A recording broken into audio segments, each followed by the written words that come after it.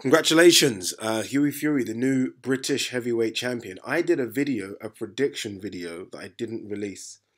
It was a shit video, to be honest. A few days ago, I thought, why I haven't done a video. The fight's got no promotion. Let me just do a video to kind of promote the fight. And in the video, all I did was slate Mick Hennessy. So I thought the video was a bit ultra tech. So I thought, you know what, I'm not going to release it. It's not me. I felt bad, didn't do it. Wish I released it now. Might release it. Just might.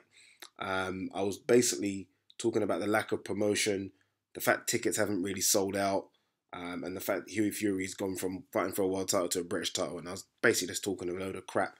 But didn't release it. Again, felt bad at doing so, because I thought I'd maybe given Mick a bit too much stick, which is unfair, when I think Hughie could promote his own fights. A lot of boxers are out there now doing their own thing, and Hughie Fury doesn't seem to be doing much, to be honest.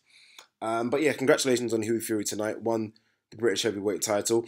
For a few of my fans on Twitter, I say fans, followers on Twitter, let's calm down a little bit. I can't remember the guy's name now, but someone did say, and he's been a long-term follower of me, I don't want to mention his name, but he did say that Hughie Fury, top 10 heavyweight. I said no chance. Top 20, top 25 maybe. Top 10, absolutely no chance. And the reason being is because he beat Sam Sexton. You know, like, I can't give people too much props for doing something I expected them to do. Like, I don't want to start eulogizing and saying that the greatest thing since sliced bread when they beat who exactly I expected them to beat and exactly the way I expected them to beat them. So not much props for beating Sam Sexton, if I'm honest with you. I expected him to get that job done. He did look good, but again, it's who he was fighting. Sam Sexton's biggest win on the record is Gary Cornish and a prize fighter title. Again, not too much props for beating Sam Sexton. So when they say they've been working on things in the gym and they've trained things and the things have changed, I don't necessarily agree with that, because the person in front of you is allowing you to do those things. If you fight a guy top 10, top 15 and I see those changes, then yeah, definitely you've been able to make those changes and implement them into your boxing game plan. But when a guy is just walking forward, allowing you to do everything you wanted, then it's difficult for me to kind of say, okay, yep, you've definitely made changes. I was extremely critical of Hughie Fury after the Joseph Parker performance. I thought it was uber negative. He didn't throw the right hand enough. And I thought it was a bit negative in this fight, to be honest with you. The first sort of 2 rounds, he turned it up a bit when I think he realised not much was coming back from Sam Sexton, and he got the job done. He does have one of the best jabs I've seen in the heavyweight division. I have to admit, his jab is very, very good. I'm trying to think of other people that have got good jabs. Luis Ortiz has a fantastic jab. And Povetkin has a good jab as well, but Hughie Fury has a really good jab, really good foot movement for a heavyweight. So light on his feet. When you think of some of the big heavyweights, and he's a big heavyweight, by the way, 6'6", they say, nearly 16 and a half, 17 stone. So he's a big guy, but he's so light-footed, which I think is going to hold him in good stead. I've always said that I thought he was the better boxer of the two, and when I say the two, I mean obviously him and Tyson, but I just think that he doesn't pull the trigger enough. If he can start to pull that right hand a bit more, if he can start to throw it a bit more and throw it with mean intentions, then I think his name can be chucked in the mix. I really do. I mean, I know others might not believe so, but I think he can be chucked in the mix. I wouldn't mind seeing him against Chisora.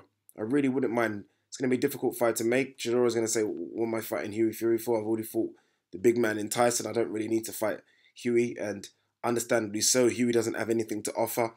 In terms of, he's not a draw financially. I mean, there's no belt on offer. He's obviously given up the British heavyweight title straight away. So there's nothing there to go for. So he's going to have to do it the long way. Again, he's going to have to put himself in a mandatory position. No one's really going to fight him as a voluntary, because there's no money on the table, and there is no big title on the table as well. So he's going to have to do it the long way around.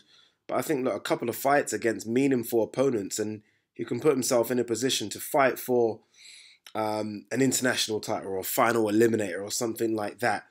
One thing I did say on Twitter about him, so let me give you some positives, is that he does have the best physique for boxing. He really does. I mean, everyone will obviously look at the likes of Joshua and maybe even Wilder, but Wilder's a lot slimmer. But Joshua in particular, and think, oh my God, it's really good, that physique. That physique's not good for boxing at all. I mean, you don't want to be 18 and a half stone of muscle. You don't want to be that big. You want to be kind of slim and light on your feet. Almost like Hughie Fury. Hughie Fury has the perfect physique for boxing. He really does.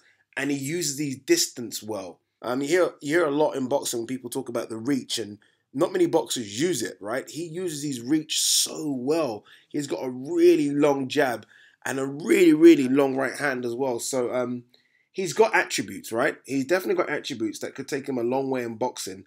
One thing he needs to add to his arsenal is a bit of spitefulness.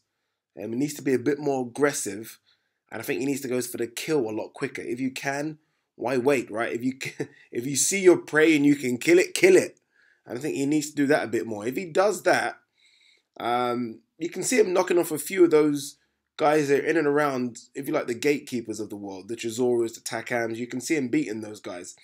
Obviously, once you get into the thicker of the top 10, the top end of it, then it gets a lot harder. But I'm not ruling out Hughie Fury yet. I know some people don't think he's got the tools to go all the way. It depends what you mean by all the way. If we're talking about winning world titles and going on long reigns forever and ever, then maybe not.